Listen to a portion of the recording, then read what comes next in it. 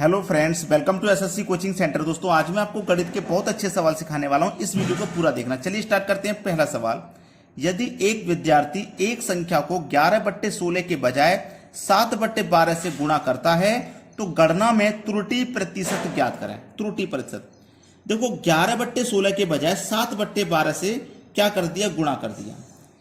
11/16 से करना था, लेकिन कर कितने दिया, 7/12 से कर दिया। ठीक है, तो त्रुटि प्रतिशत ज्ञात करें। क्या काम करना है आपको, नीचे वाली जो संख्या इनका आपको एलसीएम लेना है। 16 और 12 का एलसीएम लेना है। 16 और 12 का एलसीएम जब आप लोगे तो 48 हो जाएगा। ठीक है, इनका जो एलसीएम है वो 48 हो जाएगा। 48, ठीक है। अब देखो, 16 से काटो आप 48 को, कितनी बार में कटेगा, 16 तिया 48, 3 बार में कटा। 3 का गुना 11 से कर दो तो 33। 12 से 48 4 बार में कटेगा। 12 चौक 48 4 बार में कटेगा। 4 का गुना 7 से कर दो तो 28। ठीक है, यहां पे आना था 33, आया कितना, 28। कितने की त्रुटि हुई, 5 की।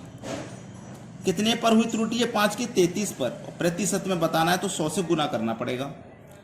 अब 5 का और 100 से मैंने गुना किया तो ये 500 हो गया, और 33 नीचे है, 33 से डिवाइड कर दो। 33 से इसको जब डिवाइड करेंगे तो ये 15.15 बार में कट जाएगा। किस ऑप्शन में है इसको चेक कर लीजिए, सी ऑप्शन में। सी ऑप्शन में दिया गया आपके प्रश्न का बिल्कुल सही आंसर। अब देखेंगे अगला सवाल। अगला प्रश्न है, एक संख्या को 5/6 के बजाय 6/5 से गुणा किया जाता है तो गणना में प्रतिशत त्रुटि ज्ञात करें। देखो, 5/6 के बजाय 6/5 से गुणा किया गया। वही काम करना, नीचे वाली संख्याओं का एलसीएम लेना। 6 और 5 का एलसीएम लेंगे तो इनका एलसीएम हो जाएगा 30। एलसीएम हो जाएगा 30। 6 से काटो 30 को, 5 बार में कटेगा। 5 × 5 = 25। 5 से काटो 30 को, 6 बार में कटेगा। 6 × 6 = 36। ठीक है, तो कोई चीज 25 आनी थी, आई कितनी, 36। कितनी की वृद्धि हुई इसमें, 11 की। कितने पर, 25 पर। और प्रतिशत के लिए 100 से गुना करेंगे तो 25 से 100 4 बार में कटेगा, और 11 का गुना 4 से कर दो तो 44। 44%। 44% किधर दिया गया है, पहले ऑप्शन में। यह आपके सवाल का हो जाएगा बिल्कुल सही आंसर। अब देखेंगे अगला सवाल।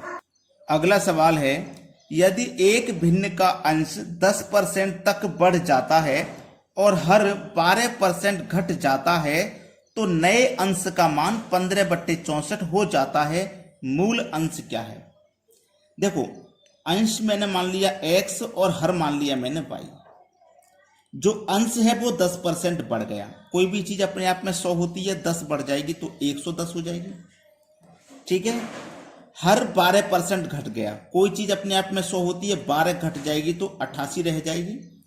इसके बाद में 15/64 इसका मान बचता है, 15/64। ठीक है, यहां तक तो सभी को अच्छे से समझ में आ गया, किसी को यहां तक तो कोई परेशानी होगी नहीं। ठीक है, चलिए, x के बटे में y बराबर 15/64।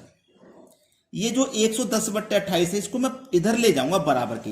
जब बराबर के इधर जाएगा तो ये पलट जाएगा, यानी कि 88 ऊपर हो जाएगा और 110 नीचे हो जाएगा। ठीक है, चलिएगा। अब इनको हम क्या करते हैं, कटा देते हैं। सभी को कटा देंगे। चलिए, इनको भी सबको कटा देते हैं। तो मैं इसको कटाऊंगा, इसको कटाता हूं 8 से।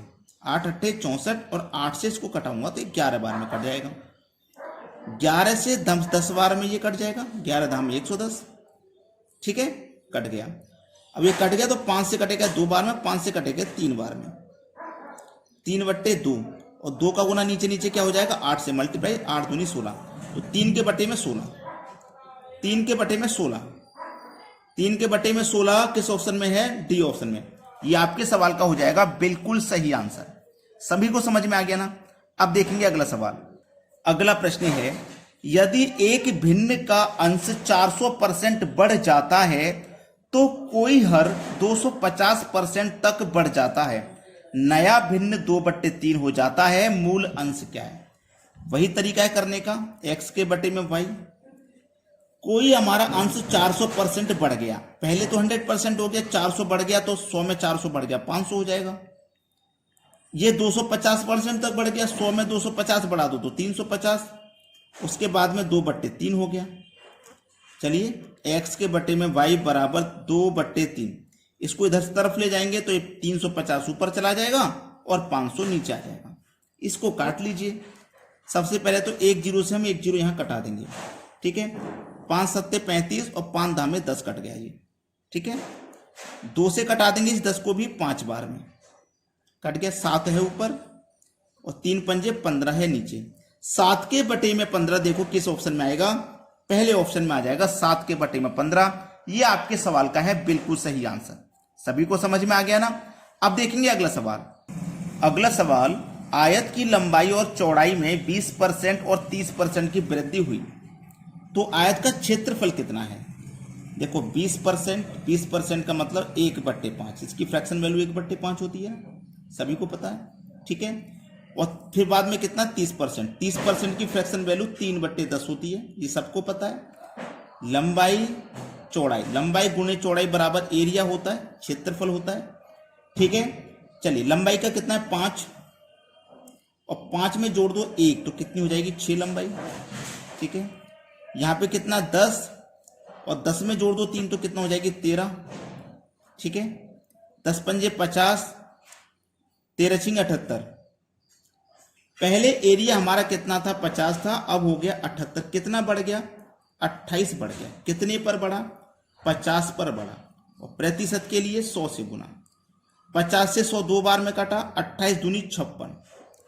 56% आपके सवाल का हो जाएगा सही जवाब। दिया गया है बी ऑप्शन में, ये बिल्कुल सही आंसर है। अब देखेंगे अगला प्रश्न। अगला प्रश्न है, यदि आयत की लंबाई में 37.5% वृद्धि होती है और इसकी चौड़ाई में 20% कमी होती है, प्रतिशत परिवर्तन क्षेत्रफल है।